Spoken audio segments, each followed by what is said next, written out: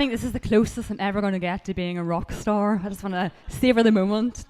My name is Scrivener, and twice in my life I've had anorexia, which nearly killed me. But on both occasions, as a child and as an adult, I would have said that I was a Christian. In fact, I'd go so far as to say that when I was about 13 and became a Christian, that's when some of my problems actually started. Now, it's funny because you hear about people with their testimonies sometimes and you think, well, that's when it all goes right. Your skin improves and you get a boyfriend and all the rest, but not for me.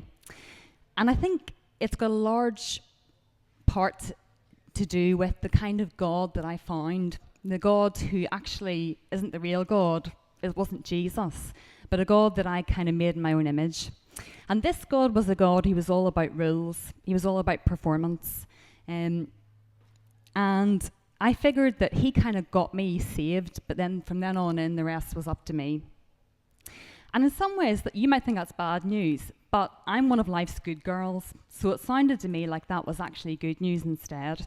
I like rules. In our family, I have a younger brother and sister, and we've got a saying, which is that my sister got the brains, my brother got the looks, and I got the morals. So I came off pretty bad on that one. The problem was that no matter how good I tried to be, whether, in looks or in grades or in morals or whatever, it turned out that good was never good enough. So what happens when a good girl goes off the rails?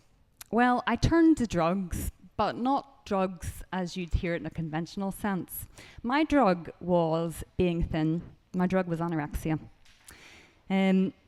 And for me, it wasn't about being size 0. I didn't look in the mirror and think I was fat. I didn't want to be like Kate Moss or anything like that. For me, fat was all about mess. I felt like there was too much of me. I was too intense.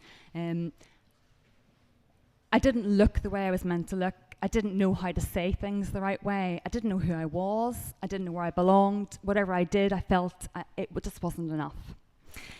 And so being thin was a way for me of cleaning up the mess. I felt like I was red wine spilt on a white carpet.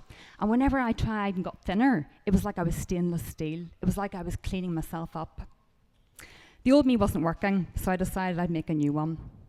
But the problem was that even though I thought I was in control of my eating disorder, it was controlling me.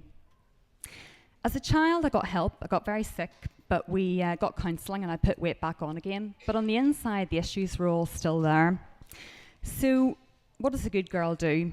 Well, I threw myself into Christian ministry. And 7 years ago, if you'd seen me, you'd have seen someone who was married to a vicar, studying at Bible college, thriving children's ministry. We were dynamos and we were going to really go far. But on the inside, I was scared, and the old patterns were starting up again. I was scared of being a vicar's wife. I don't know how to do a tray bake. I'm not a very welcoming and open person. I was scared of it all. Didn't know how to handle it. So the old patterns started again. And it wasn't glamorous. I got really, really sick. There wasn't my parents to feed me spaghetti this time round. So my hair fell out and my organs started shutting down. My nails turned black. I remember trying to get up to go to the loo one day. I didn't make it. Just lay there and pooed myself on the floor. And that's sort of the face of an eating disorder. It's not glamorous. It's really, really horrible. It's a bad place to be. We were waiting for me to die. It seemed like no one could help. But somebody else died first. That was my grandmother. I was very, very close to her, and she was in Ireland. I was over in England, but I was too sick to make it to the funeral. And that night, I looked into the fire, and I cried out to God. And Lord, I said, look, I've been running from you.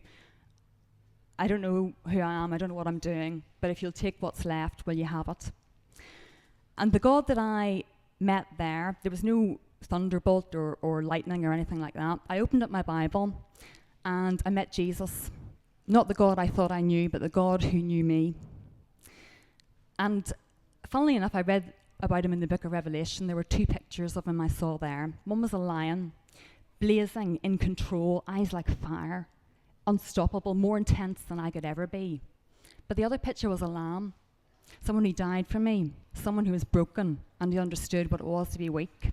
And it was those 2 things, his power and his majesty and his control, but also his weakness.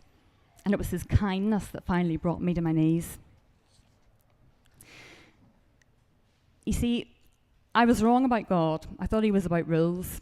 I thought he was about masks, but he didn't want my masks. He didn't want my apologies. He didn't want me to do better. He didn't want my performance. Jesus wanted me. And I knew that I was broken. I've known that all my life. I didn't know that I was loved. I didn't know that I was utterly accepted. And when I knew this, it changed everything. That began for me the process of a long recovery. And it takes years. It is a process. It's hard. You go backwards, you go forwards. It's not simple. But this is where I started. You see, I'd spent my life trying to find the God that I could never please. But in the darker place, it actually turned out that Jesus had found me.